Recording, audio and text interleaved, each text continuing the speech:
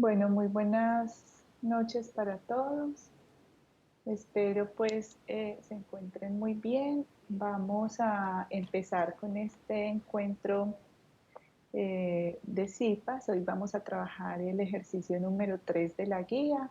Vamos a hacer otros ejemplos. La idea es que sea muy interactivo, que podamos compartir las dudas que tenemos y bueno, y pues poco a poco ir avanzando en el tema. Les voy a empezar a compartir pantalla para...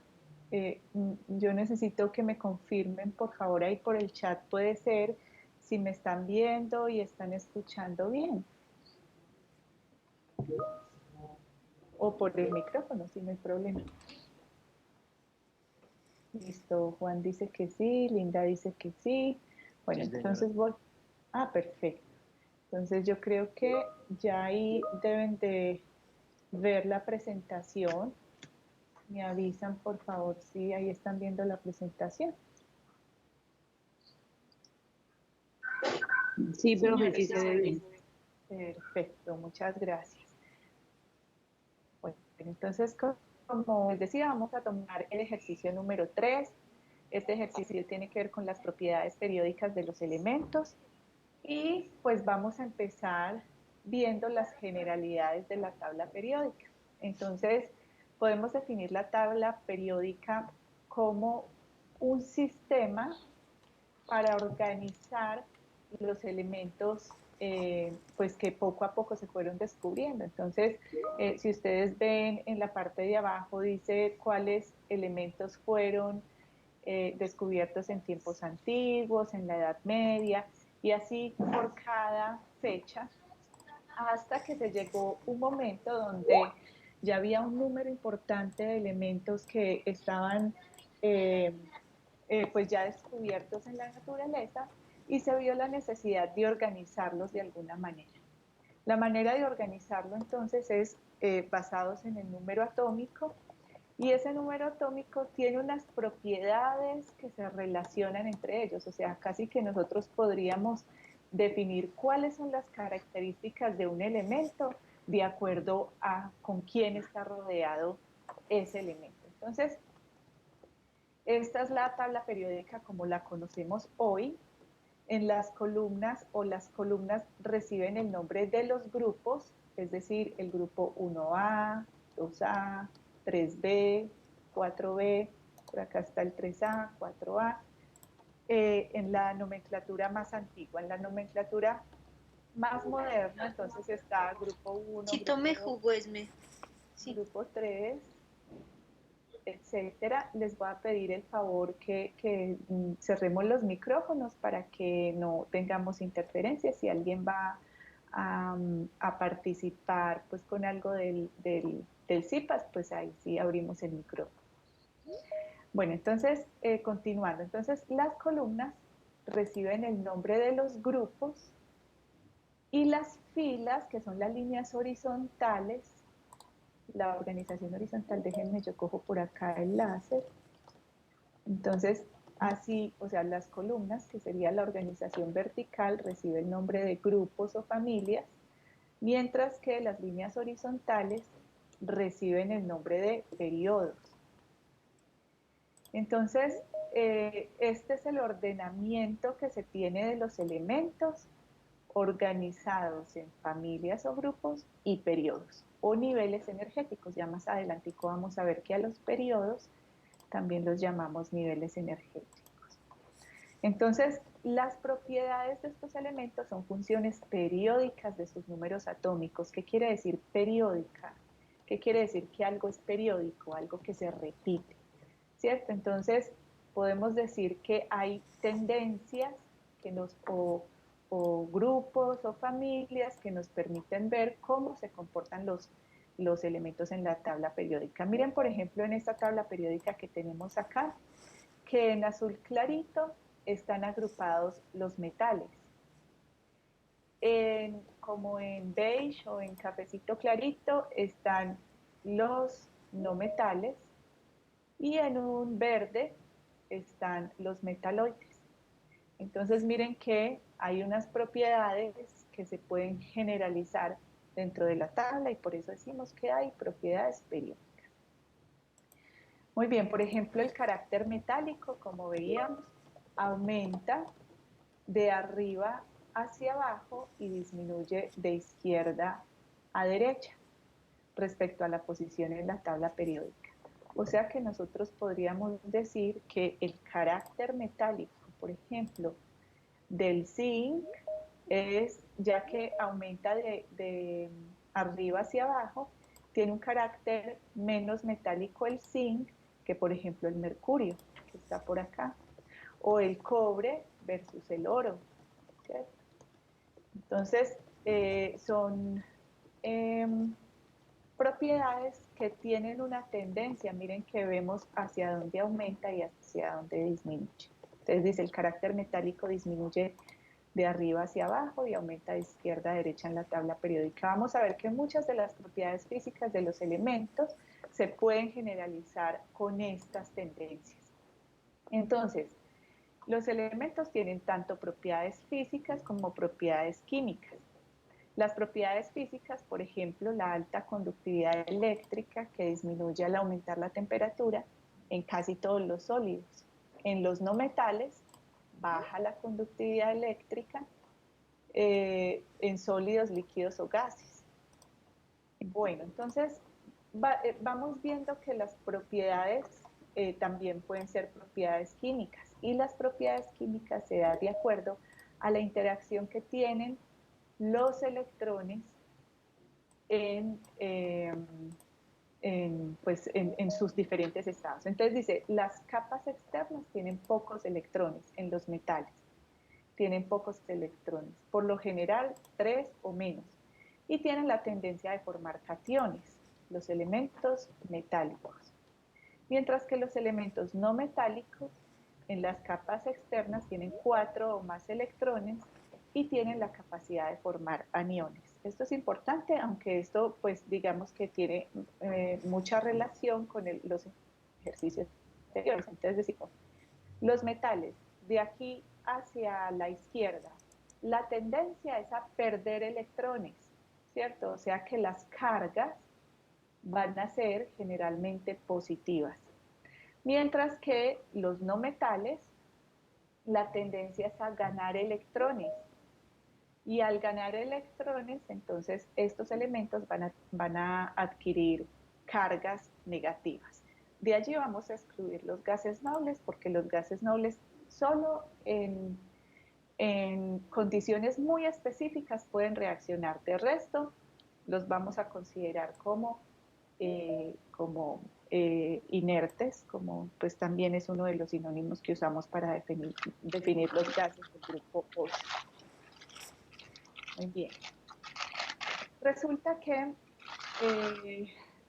cuando una de las formas, como vamos viendo que los electrones se organizan alrededor del núcleo, aparecieron muchas teorías durante la historia. Ustedes recordarán las teorías de Rutherford, de Thomson, que decían que el átomo era como un pastel con pasas adentro, donde las pasas eran los electrones y el pastel eran la parte positiva. También veíamos el modelo del planetario, ¿cierto? Donde el núcleo estaba cargado positivamente y alrededor orbitaban los electrones, pero resulta que el físico Schrödinger desarrolló un modelo para ver cómo se organizaban esos electrones en el espacio, ¿cierto? Entonces, este modelo es un modelo probabilístico, es decir, ¿dónde en el espacio es más probable encontrar un electrón? Para eso, entonces, se definieron unas funciones en donde era más probable encontrar ese electrón. Esas funciones de onda o a esas regiones donde era más probable encontrar un electrón, él los llamó orbitales. Aquí hay un video que luego lo vemos porque el video pues nos toma tiempo y la idea es hacer muy práctico yo se los comparto, muy práctica el CIPAS, es sobre el experimento del gato de Schrödinger, es muy famoso. Entonces es para explicar que el electrón se comporta como una onda, pero también se comporta como una partícula. Y esa dualidad, esa característica de onda-partícula, fue lo que le permitió a él desarrollar un modelo donde él definía que esas regiones en el espacio donde era más probable encontrar un electrón se llamaban orbitales. Entonces nosotros de aquí en adelante vamos a empezar a ubicar los electrones en orbitales. A veces es difícil organizarlos en el espacio, entonces para que todo se haga más didáctico se desarrollaron modelos de configuración electrónica para poder encontrar los diferentes niveles energéticos y los diferentes orbitales, es decir, las diferentes posiciones en el espacio, que vamos a ver que a eso se le denominaron números cuánticos, para poder determinar dónde era que se alojaba ese electrón. ¿Por qué es importante saber dónde se aloja un electrón? Porque de esa posición del electrón depende la reactividad de esos elementos. Entonces, para poder saber cómo reaccionaban los elementos, era necesario desarrollar estas teorías. Bueno, otro de los personajes que intervienen en la visión de de la mecánica cuántica del átomo es Ernest Pauli, que era un físico teórico, donde él hizo una comparación entre las leyes de Newton de los objetos grandes con la mecánica cuántica, que ya eran objetos o los movimientos de los objetos pequeños. Cuando empezaron a ver que tal vez las leyes de la mecánica clásica no se aplicaban en las subpartículas o en las partículas del átomo, pues entonces se crea toda una teoría de la mecánica cuántica del átomo, en donde Pauli dice que es imposible que dos electrones en un mismo átomo puedan tener la misma energía y los mismos números cuánticos. ¿A qué se refiere eso? Quiere decir que dos electrones, por su carga, por sus características, no pueden tener un mismo momento, o sea, no pueden tener una misma energía y estar situados en un mismo espacio. Entonces, sí pueden estar dos electrones en un orbital, pero el número cuántico del spin, que quiere decir como en un campo magnético hacia dónde se dirige ese electrón, tiene que ser opuesto. Entonces vamos a empezar a dibujar los electrones como flechitas. Esas flechitas va a ser el número cuántico, el spin, que es el que nos va a decir en un campo magnético hacia dónde se van a dirigir esos electrones.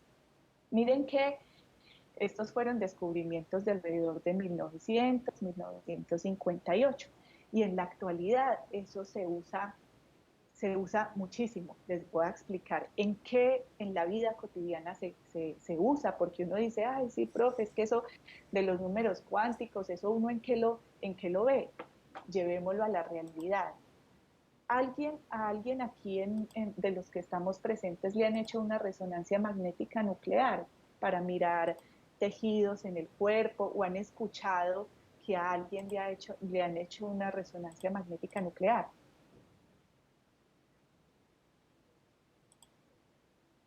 O una tomografía, por ejemplo.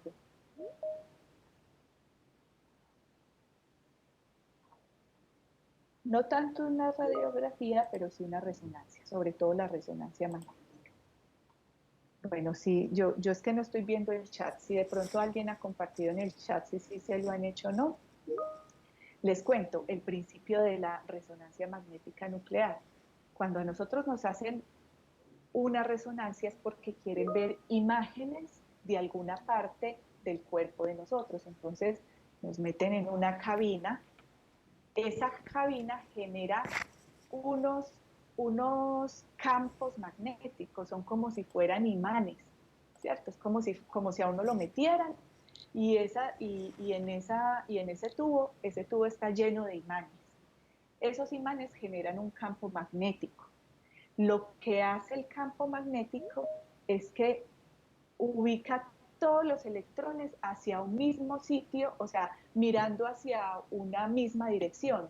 Y cuando quitan el campo magnético, los electrones ya se relajan y ese cambio de energía es el que permite reconstruir la imagen que estamos viendo del órgano o de la parte del cuerpo donde se está usando. Entonces miren que este tipo de teoría de la mecánica cuántica no está lejos de lo que nosotros en la realidad podemos experimentar. Simplemente entonces una resonancia magnética nuclear es la energía que liberan esos electrones cuando son sometidos a un campo magnético. ¿Sí? Entonces vamos a empezar mirando como todos esos conceptos y cómo los podemos ir ya aplicando a la química.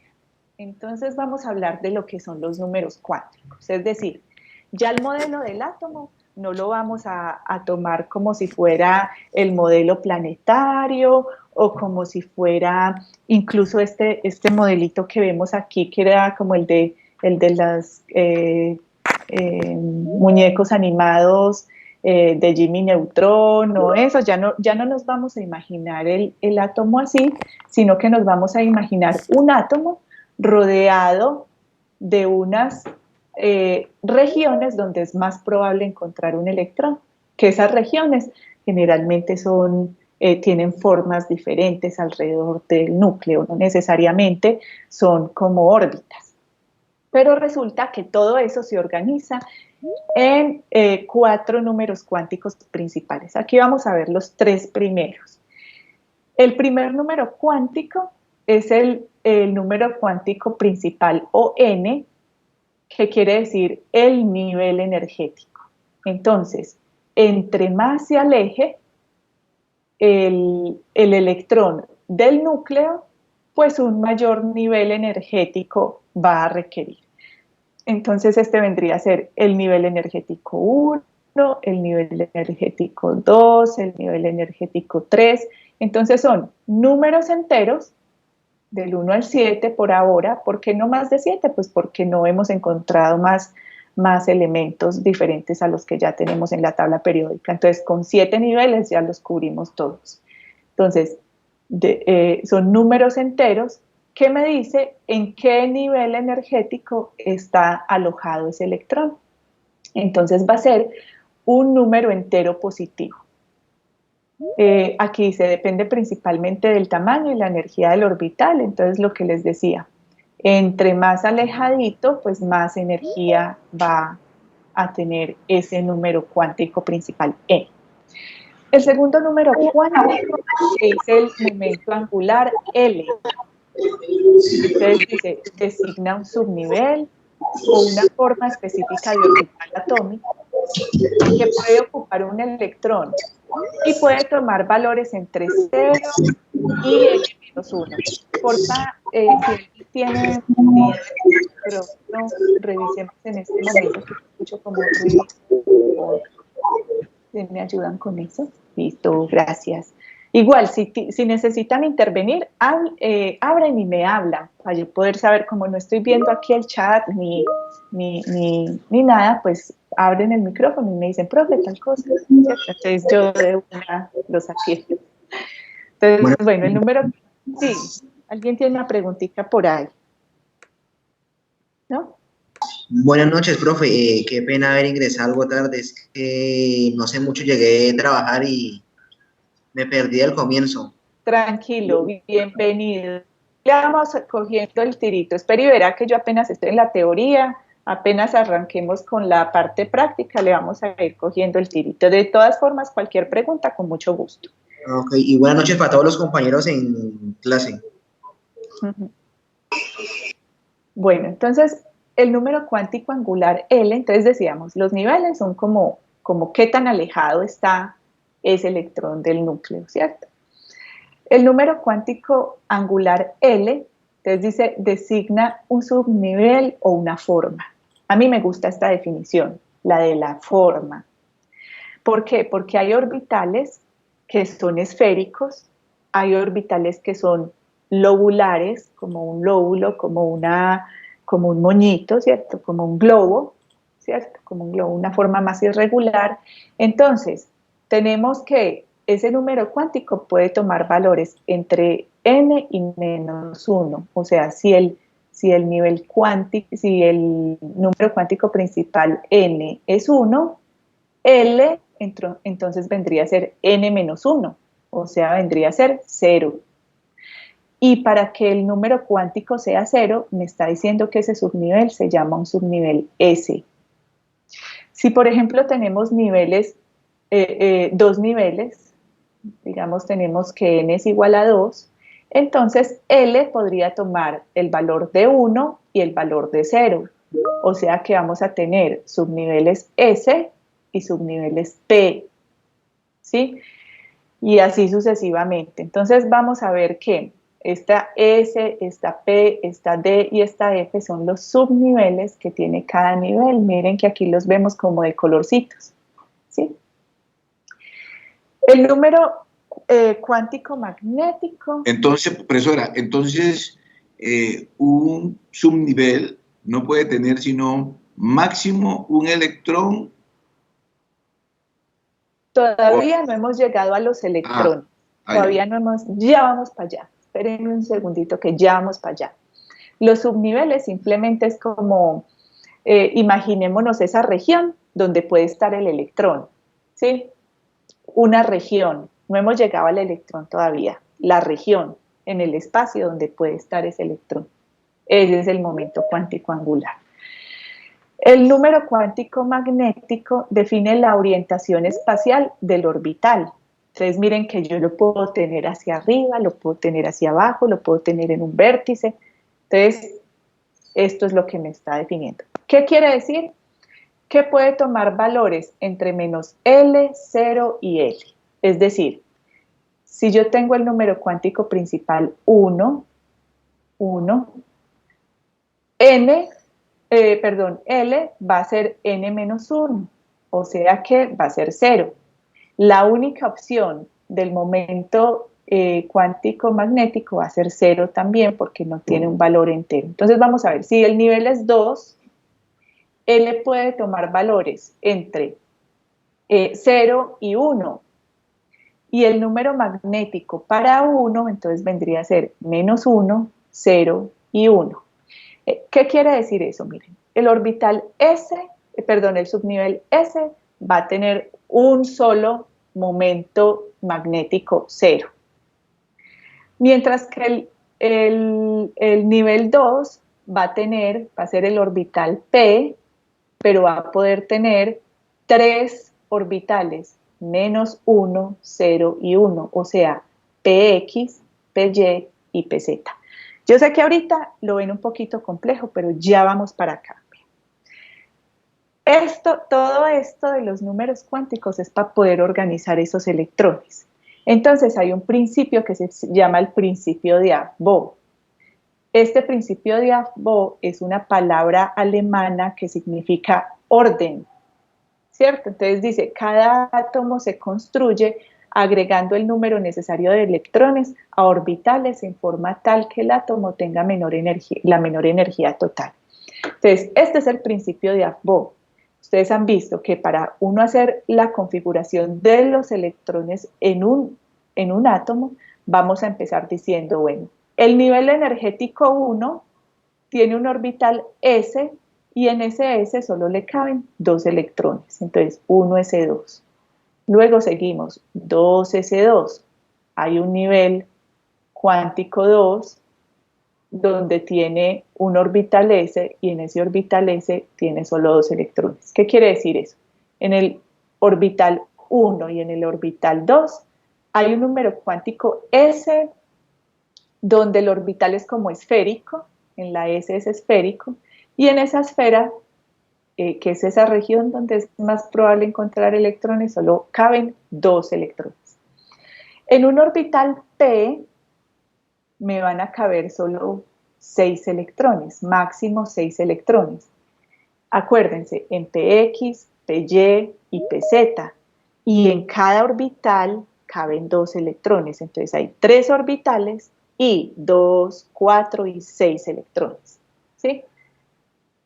Y así sucesivamente vamos aumentando de niveles y vamos aumentando la capacidad de cada orbital de albergar electrones. Profe, venga, pero ¿eso cómo se hace? ¿Cómo hacemos nosotros para organizar los electrones de un átomo con esos orbitales y que con esos números cuánticos? Entonces, mira, ya vimos, el 1, pues el 1 aquí representadito es el número cuántico principal, es el nivel energético, el S es el subnivel energético u orbital, y el 2 o el exponente son los electrones que vamos a ir llenando.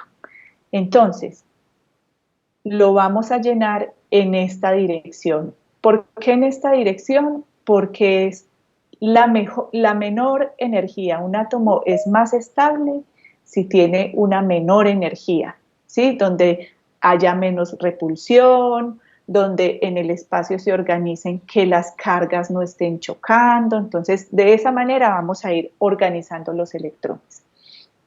Vamos a ver cuáles vendrían a ser esas reglas de Ampère. Dice, los orbitales de menor energía se llenan antes que los de mayor energía. Un orbital solo puede tener 2 electrones. Un orbital en general solo puede tener de a 2 electrones. Ustedes me dirán, profe, pero es que vea, en P hay 6 electrones. Pero recuerden que P se divide en PX, PY y PZ, ¿sí? Entonces, en cada orbital solo van a haber 2 electrones. Si hay disponibles 2 o más orbitales degenerados, un electrón pasa a cada uno hasta que otros estén medio llenos. Este enunciado se conoce como la regla de Hund o la ley de Hund. Ya vamos a ver qué quiere decir esto. Entonces, ¿qué es lo primero que nosotros tenemos que hacer para poder hacer una configuración electrónica? Lo primero que debemos determinar es el número atómico, porque el número atómico me dice cuántos electrones es que tiene ese átomo y cuántos electrones es que yo necesito organizar ahí, ¿cierto? Entonces miren que el litio, el número atómico del litio es 3. O sea que, ¿qué es lo que me dice el número atómico? El número de electrones y el número de ¿qué? A ver si se acuerdan. Alguien que abra el micrófono y nos diga. Sí, Número de electrones. Exacto, muy bien. Número de electrones y número de protones. protones, profe. Muy bien, excelente. Entonces, entonces, ¿qué es lo que me está diciendo este número atómico? Me dice, necesito organizar 3 electrones ahí, en estos orbitales. ¿Cómo los vamos a llenar? En este sentido, como nos dice Ampère, ¿cierto? Entonces vamos a decir, vea, el nivel de menor energía es 1S y ahí caben 2. El que le sigue es 2S. Ahí caben 2, pero no tengo 2, tengo 1 que me sobra, ¿cierto? Porque aquí ya tengo 2 y tengo que ubicar 3. O sea que la configuración me quedaría 1S2, 2S1, ¿cierto? Y ahí ya me suman los 3 electrones. Entonces aquí tenemos el litio, 1S2, 1S2 y en 2, S1. Y aquí en los exponentes, en el 2 y en el 1, ya me suman los 3 electrones. Vamos a hacer el ejercicio con uno más grandecito, con el magnesio. Acuérdense que vamos a ir contando los electrones, es en el exponente, hasta que alcancemos esos 2 electrones. Entonces, ¿cómo empezamos? ¿Quién me dice cómo empezamos ahí? Se empieza con el 1S. 1S2. Perfecto. O sea, se toman primero todos los S, ¿verdad, profe? Y luego se sigue con los P. Ahí cómo va la rayita. Ahí cómo va la rayita. Entonces vamos a hacerlo. 1S2. 2S2. Pero miren 2P6. Exacto, del 2S2 ya no salta al 3S2, sino al 2P6. ¿Sí? Miren que de aquí salta al 2P6 y luego al 3S2.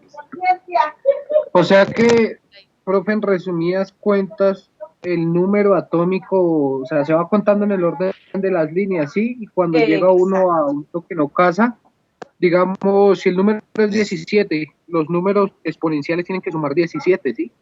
Exacto, exacto. El exponente tienen que sumar en total los 17. Entonces, por ejemplo, yo llegué aquí, no sé, digamos que en 17, entonces tenemos 2, 4, 10, 12, y aquí me falta de 12 a 17, ¿cuánto hay?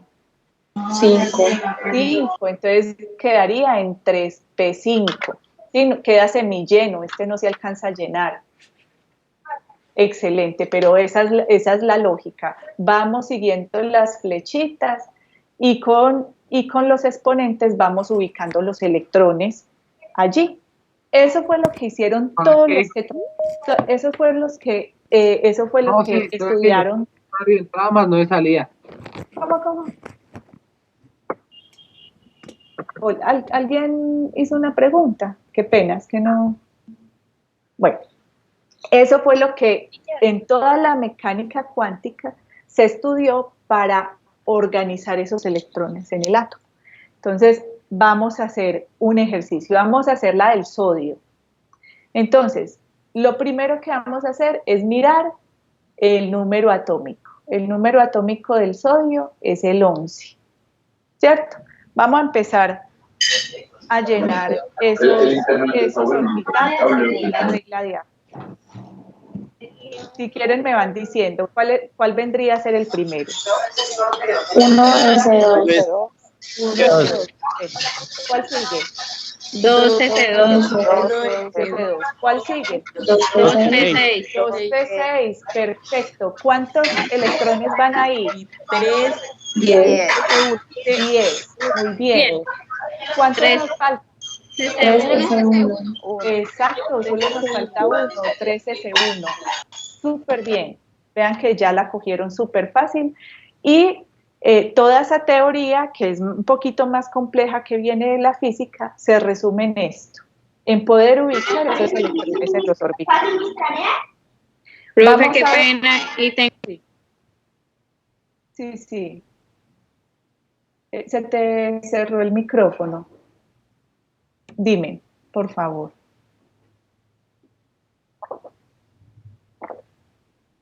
por lo menos es más grande y no es exacto, ¿también se le aumenta o solo disminuye?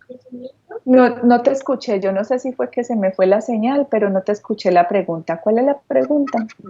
O sea, por lo menos cuando el número atómico es más grande y no da, o sea, ¿se le puede aumentar un número o solo se le puede disminuir? Esa pregunta es excelente. Hasta el momento, todos los átomos que tenemos hasta el momento en la tabla periódica se llenan con estos 7 niveles de energía. Por el momento no hemos descubierto más átomos que puedan ocupar más niveles, un 8, un 9, ¿cierto? O sea, un 8S, porque miren que llega hasta el 7P6, aquí seguiría el 8S, pero no existe todavía elementos que puedan llenar un nivel energético de 8. Los que conocemos hasta ahorita, que los últimos que se descubrieron fueron en el 2016, que fueron, pues tienen unos nombres difíciles de pronunciar, chinos, pues son 3 elementos, del 117 al 119, fueron los elementos que se encontraron en el 2017 en unas regiones de la tabla periódica que se llaman islas de estabilidad, o sea, regiones donde hay elementos que se encontraron pero que desaparecen muy rápido. O sea, no tienen un tiempo de vida media largo los elementos. Entonces, los lograron descubrir, los pusieron dentro de la tabla periódica, pero hasta este momento ningún otro elemento supera un nivel energético 7. Pero gracias por esa pregunta, porque pues da la oportunidad de que charlemos de los últimos. Ok, profe, gracias. Es que no le apuras, estoy jugando. ¿Qué estoy viendo ahí? Pero no se está escuchando.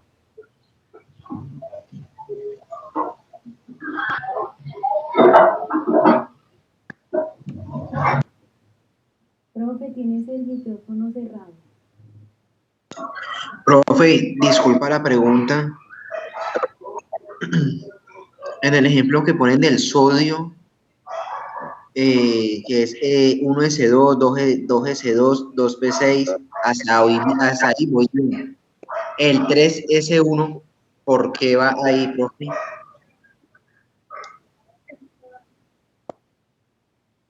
Por el número atómico, ¿no?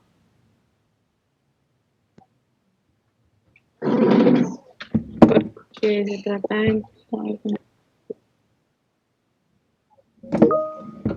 Profe, qué pena, tiene el micrófono apagado.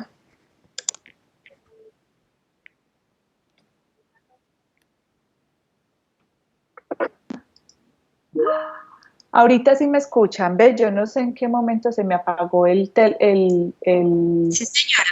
el micrófono. Bueno, muy bien, qué pena, yo aquí hablando sola. Bueno, entonces la pregunta es, voy bien hasta el 2P6, ¿por qué este 3S1?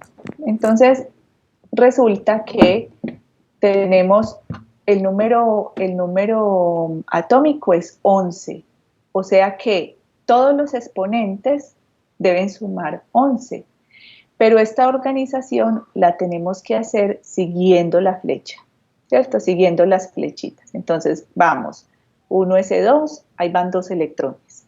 2S2, ahí van 4 electrones. 2P6, 4 más 6 dan 10, pero el número atómico es 11, o sea que todavía me falta un electrón por añadir. Yo no puedo decir 2P7 porque es que el máximo número de electrones que le caben al P son 6. Entonces tengo que ir hasta 3S y ya ese 3S queda con un electrón para poder sumar los 11 electrones. Déjame saber si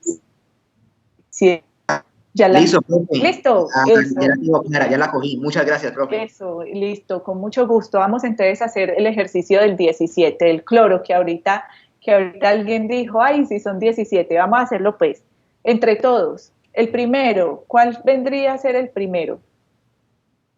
1S2. 1S2. Exacto. 1S2. Ah, vengan, no, qué pena, me faltó el diagrama de orbitales. Antes de seguir con qué pena. Me faltó el diagrama de orbitales. Entonces voy a coger aquí el láser. Vamos a ver el diagrama de orbitales. ¿Qué es el diagrama de orbitales? Voy a añadir en cada casillita de a 2 electrones, ¿sí? Entonces recuerden que estos orbitales vendría a ser el momento angular, que decíamos que podría ser entre menos L, 0 y L, ¿cierto? Pero entonces vamos a ver qué es eso. Entonces, miren, en un orbital 1s solo me caben 2 electrones. ¿Cómo voy a dibujar yo esos 2 electrones? Una flechita hacia arriba y una flechita hacia abajo. Recuerden que 2 electrones no pueden tener la misma dirección, no pueden estar igualitos en un mismo sitio porque ellos mismos se repelen. Entonces, va a ser una flechita hacia arriba y la otra flechita hacia abajo. Entonces, miren que en el orbital 1s me caben 2 electrones. En el 2s, como también es un orbital s y solo el máximo son 2 electrones, también vamos a tener un electrón hacia arriba y un electrón hacia abajo. Resulta que en el orbital p son 6 electrones, pero en cada orbital solo caben 2, o sea que este P lo tengo que dividir en 3 casillitas para poder que me quepan de a 2 en cada orbital, ¿cierto? Entonces vamos a llenarlos. Primero los llenamos individualmente, siguiendo, esta es la regla de Hund, que ellos se van llenando individualmente de a 1, entonces ahí tendríamos 2P3, pero como son 6, los terminamos de llenar, ahí están, 2P6 y 3S1, perdón, aquí quedaron 2, Aquí es una sola flechita, espérenme, yo la organizo de una vez. Yo organizo de una vez esta, bueno, no se dejó allá. ¿Sí?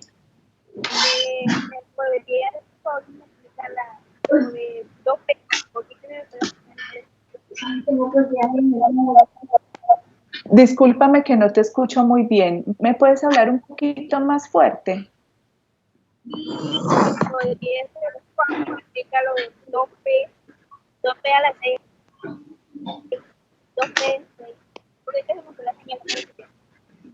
A ver si te entendí. Yo realmente escucho muy pasito, entonces no sé si lo que me estás preguntando es ¿por qué este P se divide en 3 orbitales?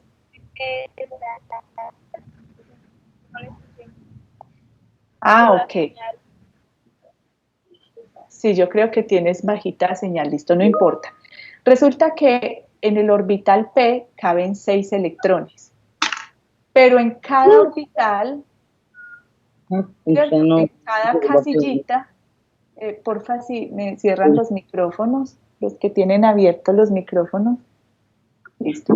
En cada casillita me caben exclusivamente 2 electrones. Entonces, si son 6 los que tengo que ubicar, a P lo tengo que dividir en 3 casillas para poder de a 2 ajustar los 6 electrones. ¿Sí? P siempre va a tener 3 orbitales. PX, PY y PZ. Y en cada uno de esos orbitales vamos a ir llenando los electrones. Entonces, en 1s2 caben los 2 electrones. En 2s2 caben 2 electrones. En 2p vamos a ir llenando de a 1. Contamos. 1, 2, 3 y volvemos a llenar 4, 5 y 6. O sea, primero los vamos a dejar todos semillenos. Y aquí van 3. Y ahorita, como si está completo el 2p6, pues quedan 1, 2, 3, 4, 5 y 6 electrones en el orbital P. En el orbital S3s queda un solo electrón, o sea que quedaría 3s, 1. Entonces quedaría un solo electrón allí. El diagrama de orbitales simplemente me está mostrando un último número cuántico. Ese último número cuántico se llama el número cuántico spin. No sé si me están, si mi micrófono, sí, ya. Ese número cuántico se llama número cuántico spin. Entonces aquí tenemos un spin más un medio y un spin menos un medio. Simplemente lo que quiere decir es que cada electrón se va a encontrar con un spin contrario, uno hacia arriba y el otro hacia abajo, ¿sí? Porque el momento de un número cuántico no puede ser igual. Entonces, por eso es que los dibujamos hacia arriba y hacia abajo. Acuérdense que esa es la ley de Pauli. Vamos ahorita sí con la configuración electrónica del cloro. Entonces, ahorita sí, entre todos, empezamos con 1s2. ¿Qué sigue? 2s2. 2s2. Muy bien. ¿Sigue cuál? 2p6. Muy bien. 3p6. Luego, 3s2. 3s2. Muy bien. 3s2. Después de 3s2. 3p5. Exacto. Muy bien, súper bien. 3p5, vean, ya la cogimos. Y ahí ya todos los exponentes nos van a sumar 7. Perdí el control. 17. Profe, yo lo realicé diferente. ¿Cómo lo hiciste? Pues no sé si me habrá quedado mal, pero tú me corregirás, profe. 1s2, 2s2, 2p6, 3p6 y 4s1. Se me saltó el 3s2. Miremos aquí la tablita de AFBO, perdón. La tablita de AFBO que está aquí a la izquierda. Después de 2s2, la flechita dirige ¿a quién? Después del 2p6, perdón. A3S2. 3S2. Exacto, entonces se me... Está a veces- 3P6. exacto, después de O sea que 3s2... y se debe seguir el consecutivo de las flechas como van, profe. Exacto, exacto, se debe seguir el consecutivo de las flechas. Ok, profe, gracias. Bueno, con mucho gusto. Bueno, muy bien, ahorita hagamos el diagrama de orbitales del cloro. Entonces, en 1s, como solo caben 2 electrones, pues ahí vamos a dibujar las 2 flechitas. 1s, 2. En 2s también solo caben 2 electrones. Vamos a dibujar las 2 flechitas, 2s, 2. En P caben 6 electrones. Entonces dividimos P en los 3 orbitales, PX, PY y PZ, y vamos a ubicar día 2 en cada casillita. Primero los 3, siguiendo la ley de Hund, y luego terminamos de llenar los orbitales. Ahí tenemos 2p6. Ahora vamos con 3s2. Ahí tenemos 2 electrones. Y 3p5. ¿Cómo llenamos esos 5 electrones? Puedo ir llenando día 2 en 2. 2 aquí, 2 aquí, 2 aquí y 1 aquí. Flechita arriba, 2, un positivo, un negativo, un positivo, un negativo, y queda un positivo en el último para completar los 5. 2, 2 y... Eso, pero entonces la forma de llenarlo siguiendo la ley de Hund. Primero pongo todos los positivos, todos hacia arriba, ¿cierto? 1, 2 y 3. Luego voy a llenar el cuarto aquí hacia abajo y luego el quinto. El cuarto y el quinto. Recuerden que yo voy llenando de a un electrón en cada orbital. De a un electrón en cada orbital. Esa es la ley de Hund. Bueno, vamos a continuar entonces, eso con respecto a la configuración electrónica, pero resulta que esta configuración electrónica me da la pista de dónde está ubicado el elemento. O sea, me da la pistica de dónde es que está el elemento. Vamos a ver cómo. Resulta que vamos a coger el ejemplo del nitrógeno, que tiene un número atómico 7, entonces tiene 7 electrones, 1s2, 2s2, 2p3, entonces ahí están los 7 electrones. Resulta que el número principal, es decir, este número, el nivel, me va a decir en qué periodo está el elemento. Entonces, el más alto aquí, por ejemplo, es el nivel más alto es el nivel 2.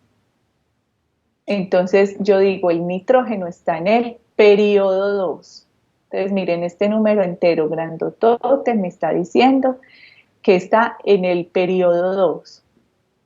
Y la suma de los electrones de ese último nivel, de ese periodo, de ese último nivel, me va a decir en qué grupo, es decir, en qué columna está. Entonces, 2 más 3 me da 5, quiere decir que está en el grupo 5 y en el periodo 2. ¿Yo cómo sé si está en el grupo 5A o 5B? Si termina en S o en P, son del grupo A. Si terminan en D o en F, son del grupo B. Entonces, miren que acá me está diciendo, tengo el periodo, que el periodo es el último nivel de energía. El número más grande, el número más alto, es 2. Entonces está en el periodo 2. Y el grupo me lo dice el número de electrones que tenga el último nivel. Entonces, si aquí yo tengo 2s, 2p, entonces aquí tengo que sumar estos 2 electrones del último nivel, estos 2 grupos de electrones, o sea, 2 más 3 me da 5, Entonces está en el grupo 5. Entonces, miren que a partir de la configuración electrónica pudimos organizar. Perdón, profesora. Entonces, precisamos, después de que uno ya sumó los exponentes, sí, señor, de cada subnivel, nos da el grupo, pero para saber si es A o B, S y P es grupo A, y los otros... D y F es grupo B. D y F, grupo B. Ok, sí, señor. Gracias. Sí, señor. Muy bien, gracias por preguntar.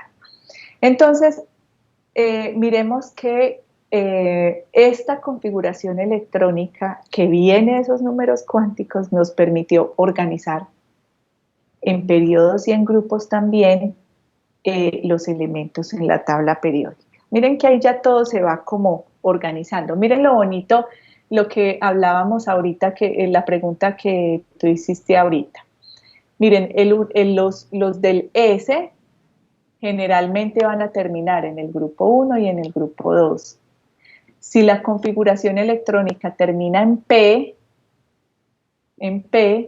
va a ser los del grupo A del 3 al 7 o del 3 al 8 en el grupo A, exceptuando pues el helio, que el helio vendría a ser 1s2. El hidrógeno vendría a ser 1s1 porque el número atómico es 1. El helio vendría a ser 1s2. Pero miren que de ahí en adelante, todos los que terminen en S van a pertenecer del grupo 1 y 2A. Todos los que terminen en P van a pertenecer del grupo 3 al grupo 8A. Los que terminen en D van a ser los de transición, ¿cierto? Van a ser todos los del grupo B. Y los del F, que es una extensión de acá, miren que aquí está la rayita y aquí está la rayita, una extensión de estos de transición, se llaman los lantánidos y actínidos. Entonces, estos lantánidos y actínidos, o tierras raras, también les llaman tierras raras, terminan en configuración 4F y 5F. Pero hacen parte de estos de transición de acá. O sea, si terminan en D o en F, van a ser del grupo B. Esta tabla periódica sí es muy útil verlo porque uno sabe, terminó en S, debe estar en el grupo 1 o en el grupo 2. Si es S1, muy probablemente es del grupo 1. Si es S2, muy probablemente es del grupo 2. Pues va a ser del grupo 2. Y aquí lo mismo, si es P3, P4, bueno, ahí van, aquí sí sumarían, pues si hay algunos del mismo nivel y que se suman, bueno, ahí sí, si terminan en P, vendrían a ser del grupo A, si terminan en D o en F, del grupo B. Entonces esta tabla va a ser muy útil para poderlos ubicar. Bueno. Vamos entonces a hacer... Qué pena, una pregunta. Esa tabla, la verdad no la había visto. ¿Cómo se llama? Esta tabla es la tabla periódica, pero según la configuración electrónica. Es la misma tabla periódica, solo que aquí te está dando la pista de cuál va a ser la terminación de tu configuración. Si tu configuración electrónica termina en 2S, va a estar en el periodo 2 y S pues te va a decir si es S1 entonces del grupo 1, si es S2 del grupo 2 y así, o sea, simplemente cómo se podría organizar según la configuración electrónica, los elementos, cómo se organizarían con la configuración electrónica. Vamos a hacer ejercicios para irle soltando el miedo o lo que sea, pues irle como cogiendo confianza al tema de configuración, que al final es hasta chévere. Entonces aquí nos dicen, vean, vamos a desarrollar la configuración electrónica del azufre y del manganeso. Entonces, ¿Qué es lo primero que tenemos que hacer? Ubicar el azufre y el manganeso para conocer ¿qué? El número atómico, para poder saber cuántos electrones tienen y así empezarlos a ubicar, ¿cierto? Entonces el paso número 1 es determinar el número atómico del elemento, puesto que este me dará la información del número de electrones. Entonces el azufre, el número atómico es 16. O sea que vamos a empezar a hacer la configuración. Tenemos que ubicar 16 electrones y en el manganeso 25 electrones. El paso 2 es realizar la configuración electrónica. Véala acá, aquí tenemos el cuadrito de AFBO, ¿cierto? Entonces vamos a empezar con el azufre. El primero vendría a ser... Buenas noches, qué pena interrumpir. Profe, lo que pasa es que tengo una reunión ahora a las 8 de otra materia, entonces para ver si me puede colaborar con la asistencia. Ah, claro que sí, ya le pedimos el favor a la profe Marcela, si está por ahí, que nos comparta la asistencia. Bueno, muchas gracias. Y si no, espérame a ver si ya. ¿Cómo es para tomar? Lo que termine, para tomar porque es que yo no desarrollando la vida. Bueno, regálame un segundito, yo le pongo aquí. Entonces yo no sé.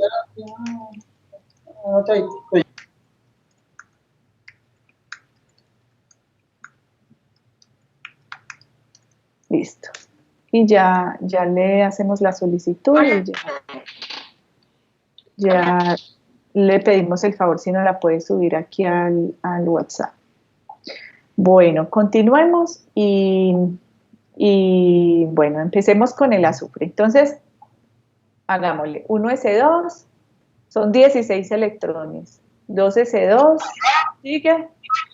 2p6. Muy bien, 2p6. 3s2. 3s2. 3p2. ¿Cuántos van ahí? Ahí van 12. 14. Ahí van 12, muy bien, sí, ahí van 12. ¿Cuántos faltan? 4. O sea que ¿cuánto vendría a ser? 3p4.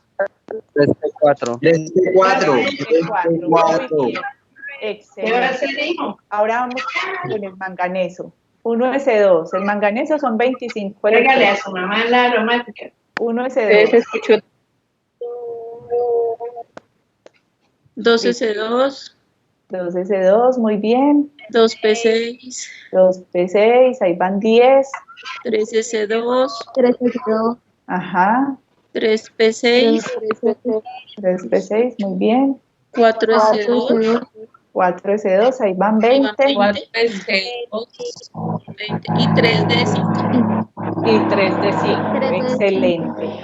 Miren que ahí ya ocupamos el orbital D.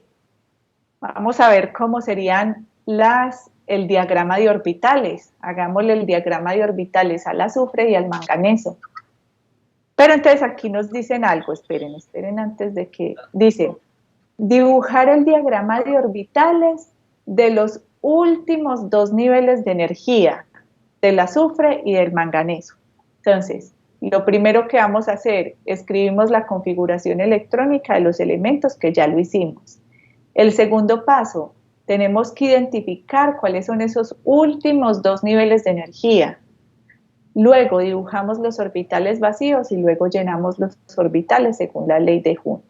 Entonces, bueno, aquí tenemos el azufre y tenemos la configuración electrónica del azufre. Pero me dijeron de los últimos 2 niveles de energía. El último nivel es 3 y el nivel anterior de 3 es 2. O sea que yo solo voy a dibujar los orbitales del 2 y del 3, los últimos 2. ¿Pero por qué? Porque me lo dijo el ejercicio, si no yo los dibujaba todos, ¿cierto? Listo, entonces en 2s2 vamos a poner 2 electrones. En 2p6 vamos a poner los 6 electrones porque está llenito. En 3s2 vamos a poner los 2 electrones que también está llenito. Y en 3p4 los vamos a llenar según la ley de Hund. Entonces 1, 2, 3 y 4. ¿cierto? Vamos llenando día 1 y luego vamos rellenando el resto de orbitales que nos quedan. Vamos a hacer el ejercicio con el manganeso. Entonces, en el manganeso tenemos el 1s2, el 2s2, el 2p6. Miren que aquí llegamos hasta el 4s2. O sea que el último nivel de energía es 4. Entonces, yo voy a dibujar todos los que tengan 3 y el 4. Entonces, tenemos en 3s2 tenemos 2 electrones, en 3p6 tenemos los 6, en 4s2 tenemos los 2, y en 3d5 pues lo vamos a llenar según la ley de Hund, de a un electrón en cada uno de los orbitales. ¿Sí? Muy bien. Vamos a determinar el grupo y el periodo del azufre y del manganeso según la configuración electrónica. Entonces, del azufre, el grupo y el periodo. Recuerden que el periodo tiene relación con el número cuántico principal n, o sea, el número n más alto. Aquí el número n más alto, ¿cuánto es? 3. 3, exacto. Entonces el periodo va a ser 3. Último nivel 3, periodo 3. ¿Cuántos electrones tenemos en el nivel 3? 6. 4 y 2, 6. Muy bien, 6. O sea que el grupo es 6. Muy bien. 4 y 2, 6. Y como termina en S o en P, pues sabemos que es 6A. Pues esa partecita, si no se las puse ahí, pero es 6A. Muy bien. Miremos el manganeso. Este sí ya es un poquito más de más cuidado. ¿Cuál es el último nivel de energía acá? 4. 4. O sea que está en el periodo. 4. Está en S. Exacto, el periodo es 4, ¿cierto? Porque el último nivel de energía es 4. Muy bien. Profe, siempre se toma, perdón, se toma el número mayor, así no esté de últimas, como en este caso, que está primero el 4 y luego otra vez el 3D. Exacto, para el periodo sí. Para el periodo es el número más grande, ¿cierto? Que en este caso vendría a ser 4. Súper bien. Ya en miren que en para determinar el grupo, nos toca sumar los electrones del último nivel, y si del nivel anterior todavía no está lleno, o sea que aquí es 3 de 10, ¿cierto? Porque D se llena con 10 electrones, nos toca sumarle los orbitales que estén parcialmente llenos, o sea que aquí vendría a ser 2 más 5, 7. Muy bien, o sea que estaría en el grupo 7. El periodo siempre se toma el N mayor, o sea, el número principal, mayor, siempre. Exacto, súper bien. En cambio para lo del periodo sí cambia, porque si por decir algo hubiesen dos S con 4, se tendrían, no, nunca puede haber 2 S con 4, nunca puede haber. Sí, ya. Exacto. Gracias. Exacto. Ya lo que tenemos, miren que para estos de transición lo que tenemos que hacer es mirar, este último está semilleno, ¿sí? Entonces tengo que sumar los del último nivel más los que están semillenos. Miren que yo aquí no estoy sumando los del 3, porque si yo sumara los del 3, esto me da 6, más 2, 8, más 5, 13, ¿cierto? Entonces, miren que yo no estoy sumando todos los del 3, nada más estoy sumando los del último nivel de energía con los de los orbitales que quedaron semillenos. ¿Sí? Estos de transición, estos son los que tienen, y hay algunos que tienen excepciones. El cromo es una excepción, porque el cromo termina en 3D4, y resulta que el orbital D está energéticamente muy parecido al 4S. Entonces, mira que en el cromo hay una excepción de que un electrón del S brinca al D. Entonces ¿Cómo? Qué pena. Yo no te estaba escuchando. Me disculpas. Qué pena. ¿Cuál es la pregunta? No, que yo decía que el número cuántico principal sea 4. Exacto. El número cuántico principal mayor aquí es 4. Sí, señor. Bueno. Muy bien, vamos entonces a ya mirar las propiedades periódicas de los elementos. Miren que ya lo que viene de aquí en adelante es un poquito más de la organización de acuerdo a esas propiedades físicas, más que las químicas que las acabamos de ver, estas vendrían a ser como las propiedades físicas. Una de las propiedades o la primera que vamos a ver es el radio atómico.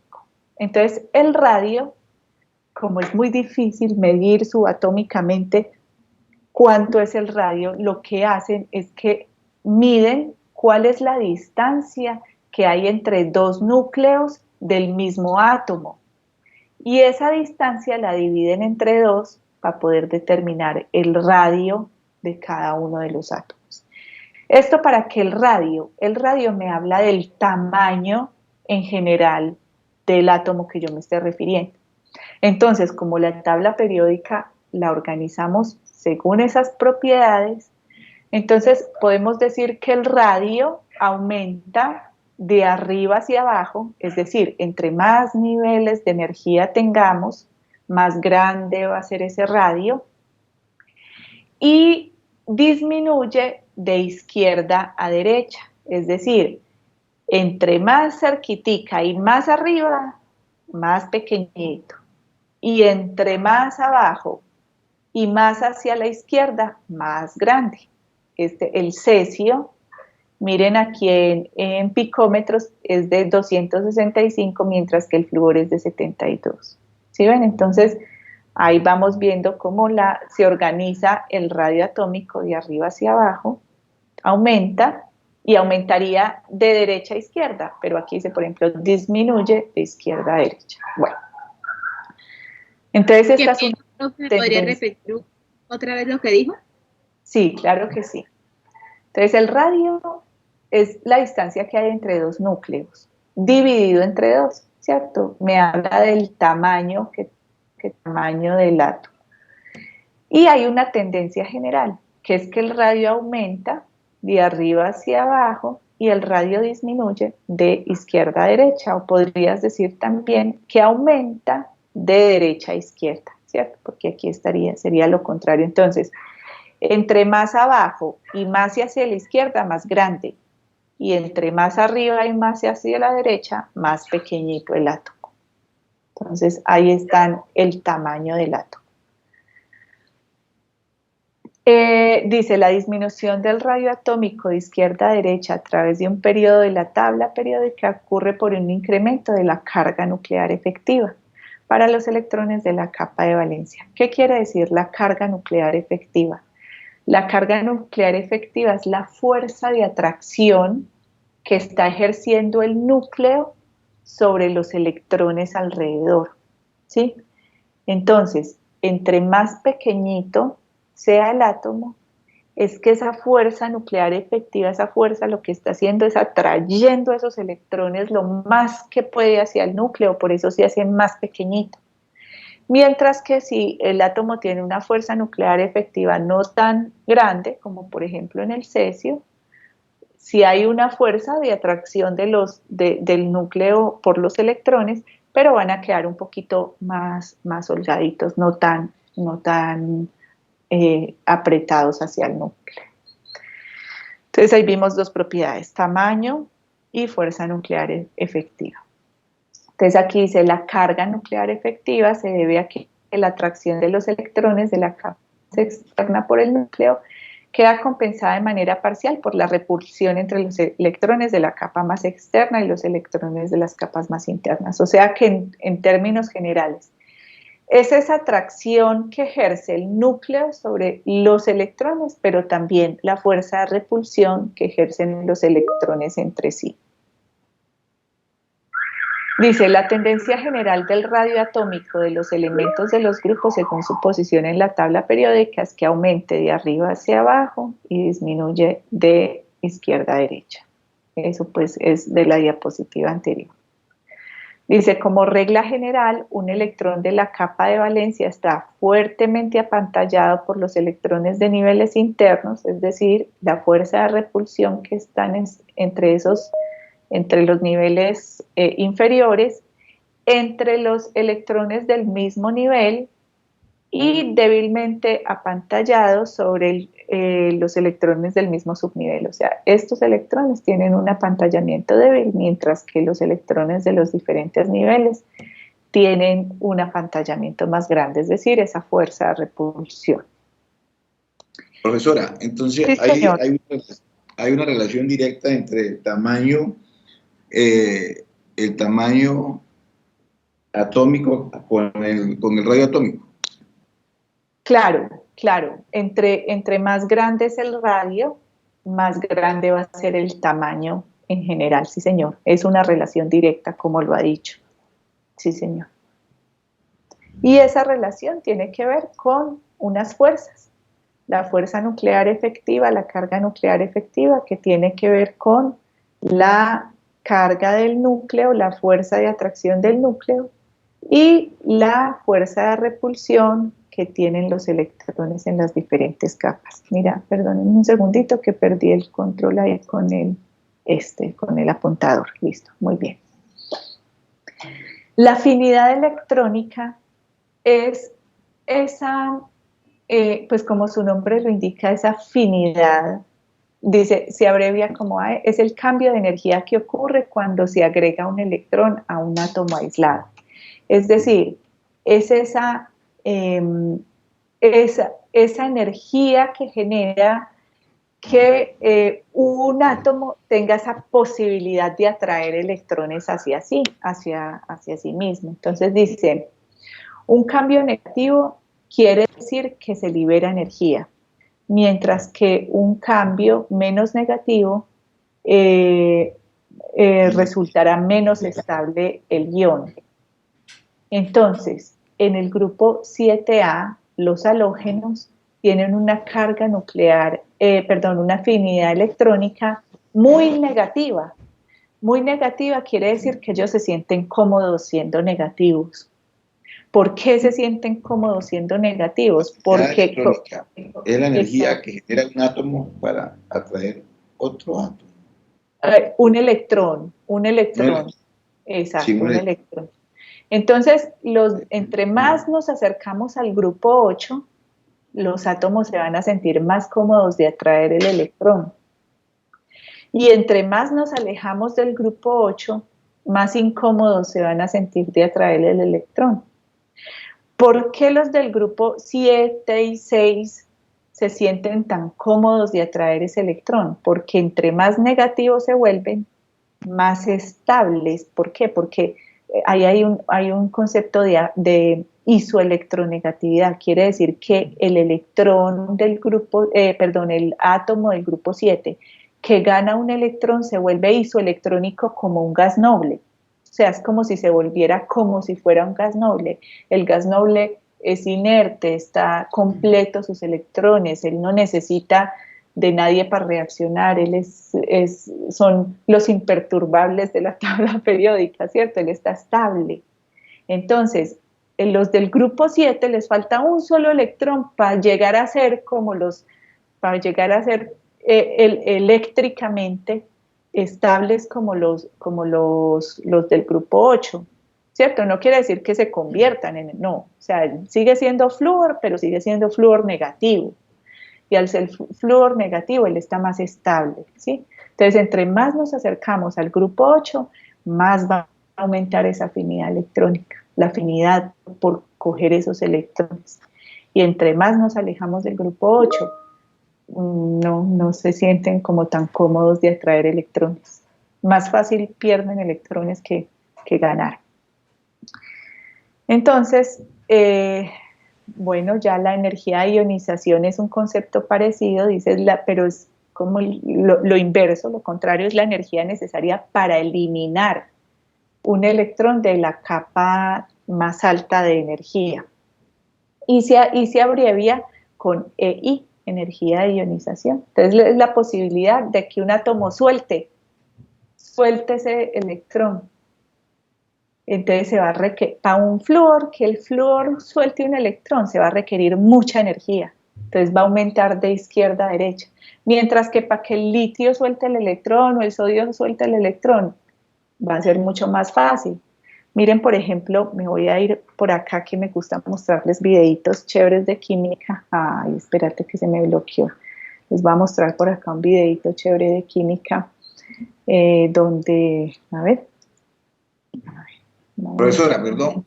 Sí. Entonces, la energía de ionización es la energía que se requiere para que un átomo suelte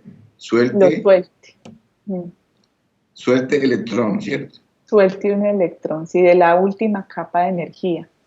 Entonces aquí yo les voy a buscar, les voy a poner ahí la reacción del sodio y el agua. El sodio metálico y agua, en agua, vean. Sodio metálico en agua. ¿Cómo es esa reacción? Vean. Vamos a ver si este es un videito rápido. A ver cómo es el sodio. ¿Cuándo?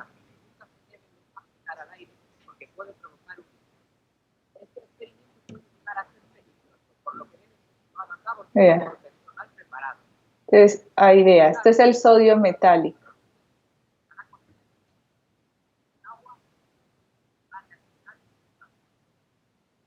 A ver.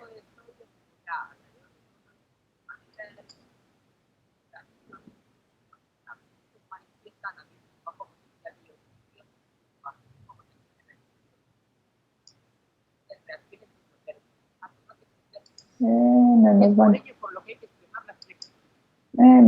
nos mostraron. No nos mostraron, a ver. A ver.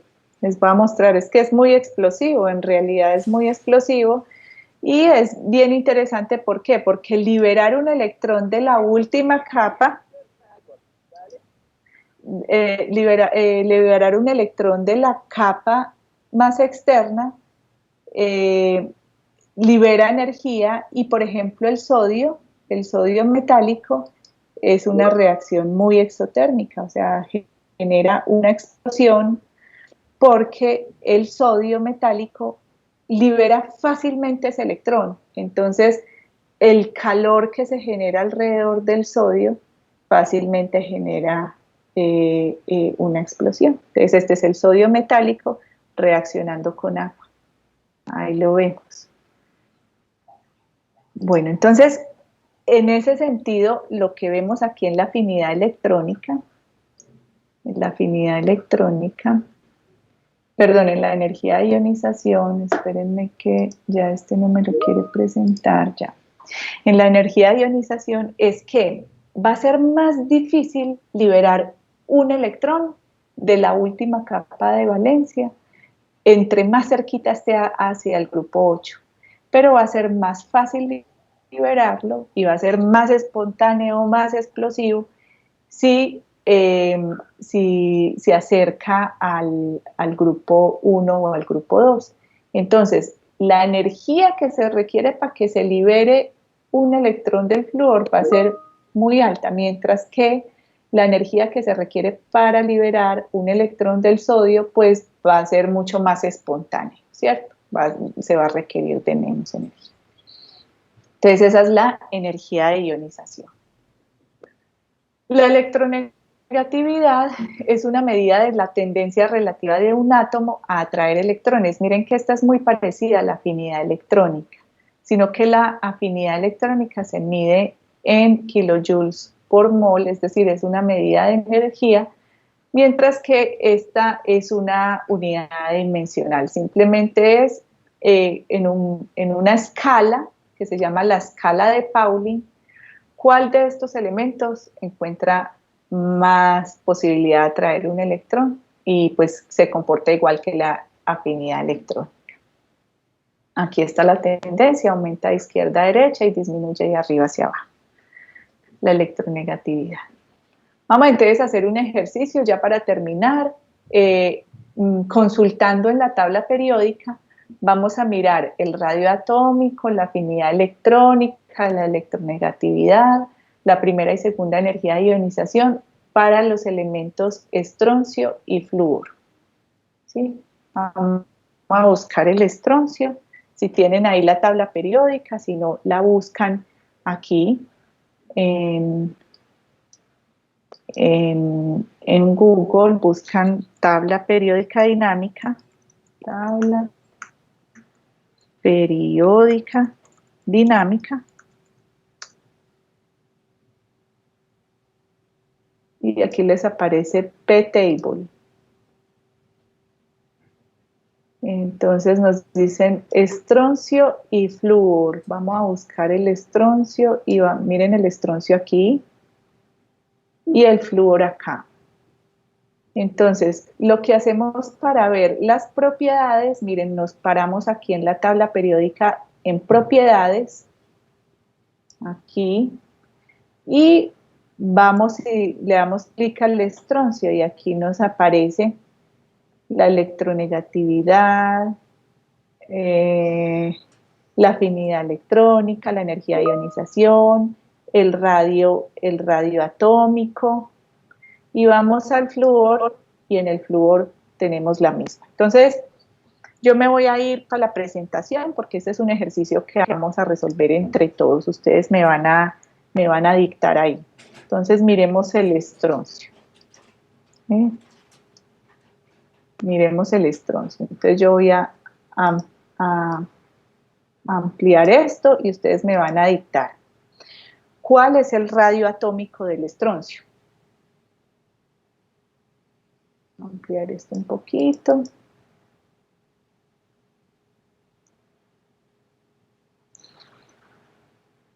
¿Ya encontraron la tabla periódica?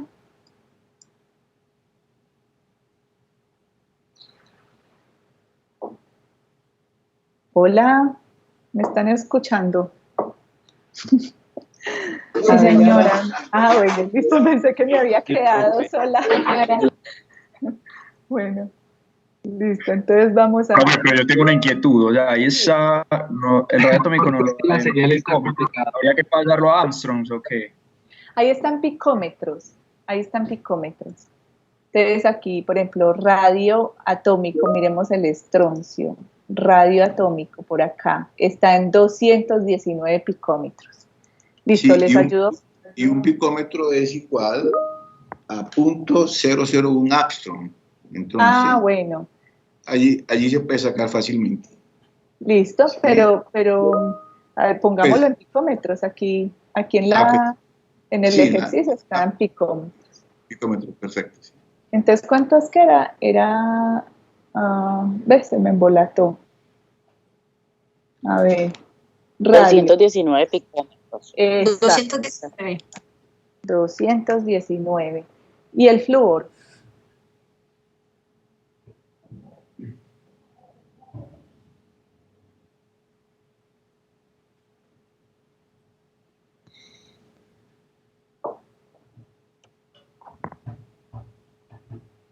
$42 picómetros.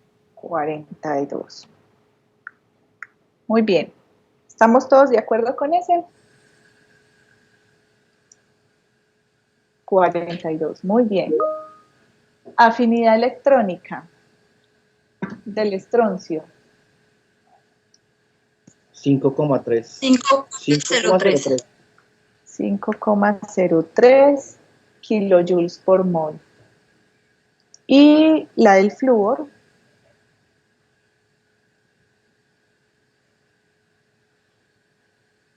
328. 328. Miren esa diferencia tan enorme.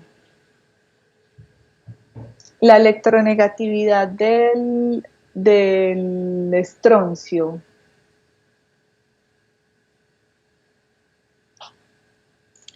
5,03. Uy.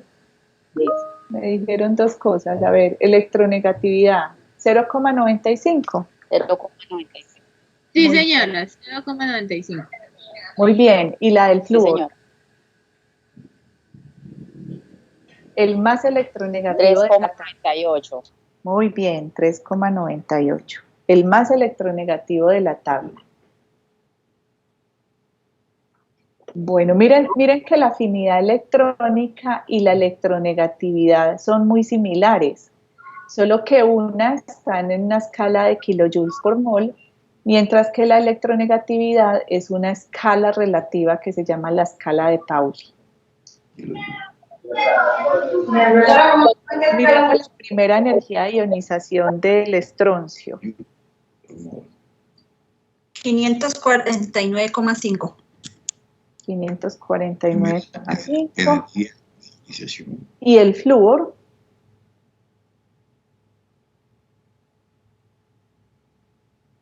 Profe, una pregunta. ¿Esos datos son de la tabla periódica dinámica? Sí, en la tabla periódica están. Aquí están. En teoría, las tablas periódicas que tenemos en casa vamos a tener algunas propiedades, como la electronegatividad, tal vez afinidad electrónica, el radio, sin duda lo vamos a tener en las tablas periódicas que tenemos en casa, las de papel, el peso atómico, obviamente, pero pues van a haber otras que no vamos a tener en las tablas periódicas. Entonces miremos, energía de ionización 549.5, muy bien, y la del flúor 81,0. ¿Cuánto? Qué pena, no te escuché. 1681. 1681,0. Sí, señora. Bueno. Muy bien, miren que requiere mucha energía para que suelte ese electrón en la primera energía de ionización. Para el flúor, al flúor le cuesta soltar ese electrón. Y en relación con el estroncio, ¿cierto? Miremos la segunda energía de ionización. Afinidad. Bueno, aquí está la 1. Miren que para sacar la segunda, simplemente aquí le ponemos el número 2, la segunda. ¿Sí? Entonces, la segunda energía de ionización, miremos al flúor, es de 3.374. Para el flúor, 3.374. Y para el estroncio sería 1064,2. 1064,2. Muy bien. Entonces, miren, la primera energía de ionización dicen, bueno, yo le suelto un electrón, pero soltar un segundo electrón energéticamente es más costoso, ¿cierto? Este ejercicio que acabamos de hacer es el ejercicio 3, que usted, bueno, lo de configuración electrónica, todo eso está en la guía, pero la última parte del ejercicio 3 es esto, es mirar las propiedades periódicas del elemento que ustedes escogieron. Básicamente es eso lo que vamos a hacer en el ejercicio número 3. Bueno, hasta ahí llega nuestro estudio del ejercicio 3. Cuéntenme cómo les pareció, qué dudas tienen, qué podemos mejorar. Bueno, profe, pues personalmente obviamente tengo dudas, pero fueron más las aclaraciones que las mismas dudas que tengo, profe. Bueno, ya es cuestión como de poner un poquito más de cuidado, un poquito de meterme más en el cuento y realizar más ejercicios y estudiar la tabla periódica, profe. Eso, esa es, uno soltarse y hacerle y arrancar. Y recuerden que nosotros siempre estamos en atención a estudiantes, o sea, llegado el caso que ustedes tengan una duda o algo, escríbanle al tutor por Skype o a la tutora, que uno siempre está pendiente de las dudas que tiene y de cómo podemos ayudarles a resolver las dudas. Profesora, un momentito, quiero preguntarle algo. Bueno, en la primera energía de ionización de los elementos que vimos ahora, para encontrar la segunda energía, yo no pude ver, digamos, la tabla. ¿Están por separada o están seguidas por algún icono? Por favor. Ahí te estoy mostrando pantalla. Entonces aquí dice energía de ionización. Y uno aquí busca, le da clic a esta pestañita y busca si la primera, la segunda, la tercera. Aquí está. Sí, aquí te da, okay, te da la opción. Sí, gracias. Muy amable. Con mucho gusto. Excelente. Bueno, yo aprendí bien esta vaina. Gracias. Qué bueno. Me da gusto escuchar eso. Ahí vamos poquito a poco y la idea de estos CIPA semanales es que cada semanita cojamos un ejercicio, cojamos el ejercicio. Una cosa, profesora, sí. hay una cosa que no está aquí, no es del tema, sino que yo lo estuve analizando y quería mirar, o quiero mirar, qué afinidad hay. Por ejemplo, en el ejercicio, en la tabla periódica, digamos, las cargas iónicas de los iones, por decir algo, el hierro. Yo solamente pude encontrar 2 iones de hierro, más 2 y más 3. Perfecto. Exacto. Pero no lo pude encontrar en la tabla periódica. ¿Cómo? ¿Dónde lo consigo? Ya entiendo. Entonces aquí vamos a mirar los estados de oxidación del hierro. Entonces, por ejemplo, yo ahí me paré en el hierro. Perfecto. Entonces, vamos a ver, yo voy aquí, me voy a volver acá, a ver en esta tabla periódica. No seguimos en el icono propiedades, sino nos vamos a otro icono. Miremos a ver en qué icono está esa parte de estados de oxidación. Aquí está. Estados de oxidación.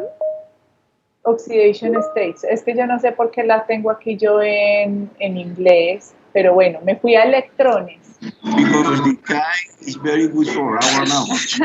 Bueno, I like it. Entonces, bueno, vamos aquí a la sección de electrones y aquí en electrones vamos a seleccionar el elemento y en el elemento nos vamos a oxidation states. Y miren que aquí le dan los diferentes estados de oxidación, pero tienen negrita el 2 y el 3. ¿Qué quiere decir? Entonces, ¿cuál es uno, digamos, en la clase, en el ejercicio que nos están pidiendo, los coloca todos uno o solamente coloca, yo pues encontré más 2 más 3? Exacto, más 2 y más 3. ¿Por qué más 2 y más 3? Porque son los más abundantes. Por eso están en negrita, están en negrita seleccionados. Es que el hierro tiene 4 isótopos. Sí, señor. Uy, el hierro tiene 4 isótopos. Ayúdennos, por favor, con los micrófonos, los que no están hablando en el momento, para poder escuchar al compañero. Profesora, el hierro tiene 4 isótopos. Sí. Bueno, de esos 4 isótopos, el 54, pues usted sabe que la masa atómica permanece constante, ¿no? Que es 26 del hierro. Sí, señor.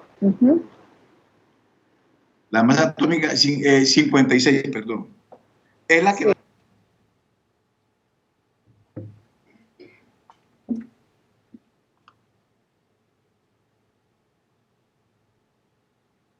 Sí. ¿Me escucha, profesora? ¿Me escucha? Ahora sí. Bueno, entonces lo que le estaba diciendo es que el hierro tiene 4 isótopos. De los 4 isótopos, el 54 no es casi estable, como que se va, como que se viene, como que se va, como que se viene, porque, y el más estable, no sé si sea el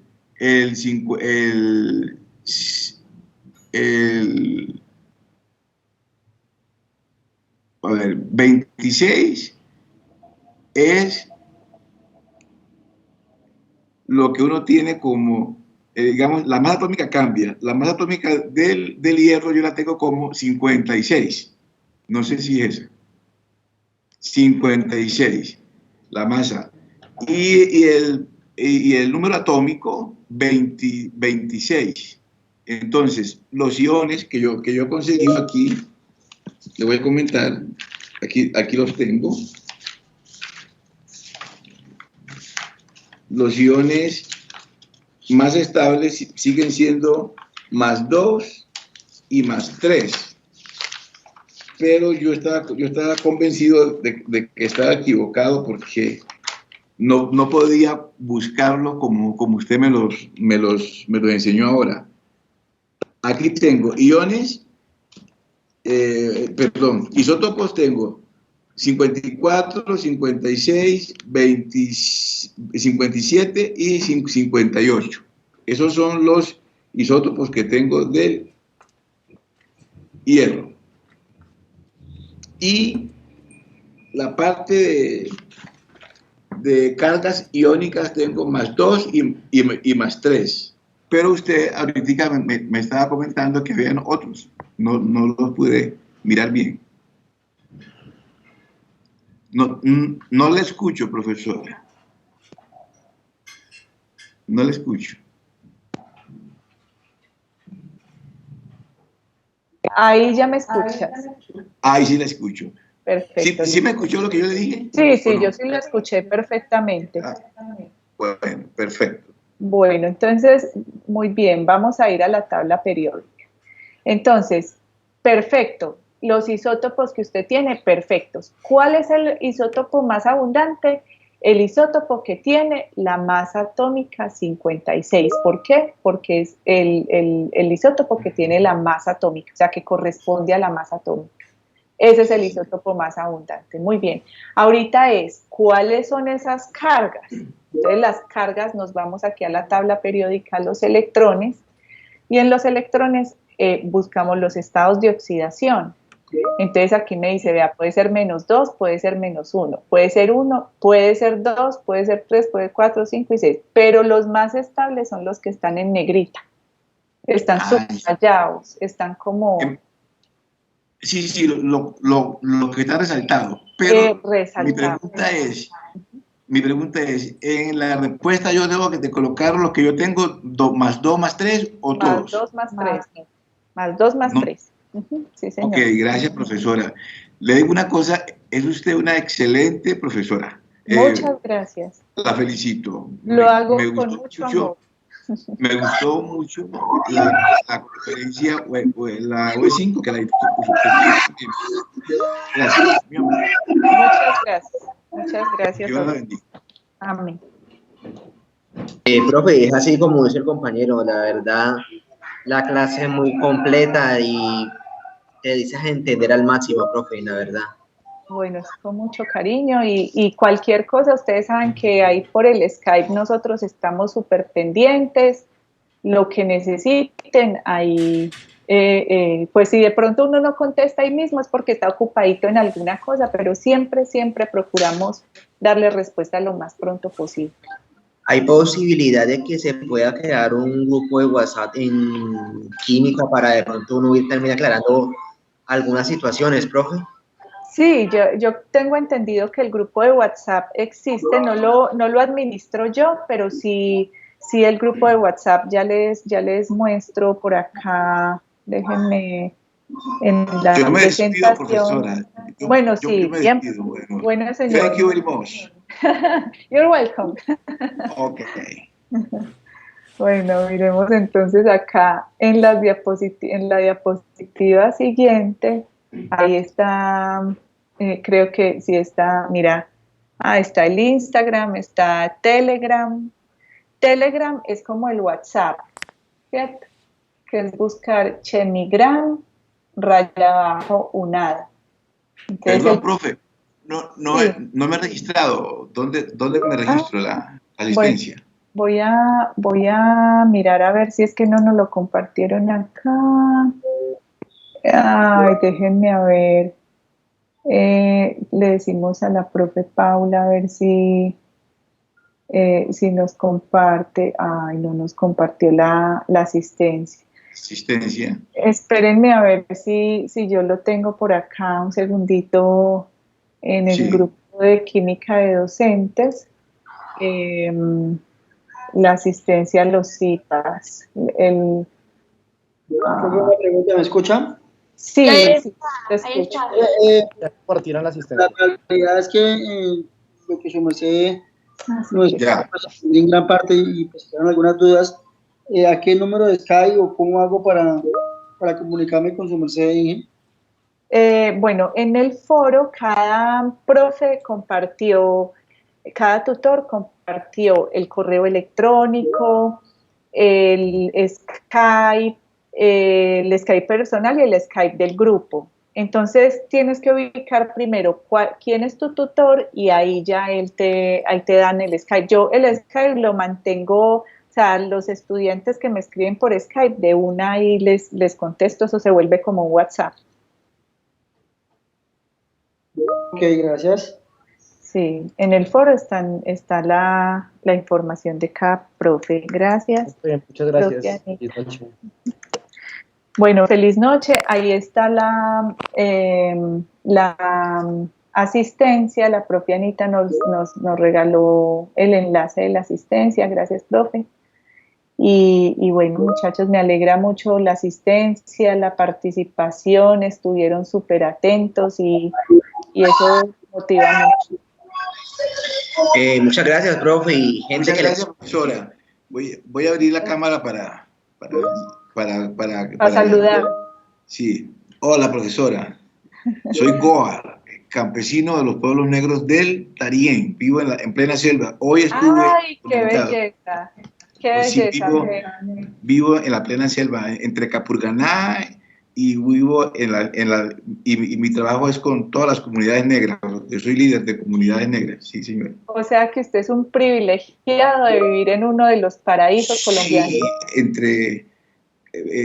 Sí, el Darién lo conforman 4 municipios. Acá, en la costa pacífica, Jurado. Luego Acandí, Unguía, Río Sucio. Y Carmen del Darién ahora que fue creado. Entonces yo me muevo entre Capurganá, donde tengo mi centro, y Río Sucio, donde tengo mi parte cooperativa de campo. Compañero, disculpa que lo interrumpa. Deberíamos organizar una excursión por allá por donde usted vive, hermano. Deberíamos organizar una excursión. Por ahora no es posible porque estoy digamos, amenazado. Por ser líder de las comunidades negras, entonces en este momento estoy confinado, por eso no puedo salir a hacer un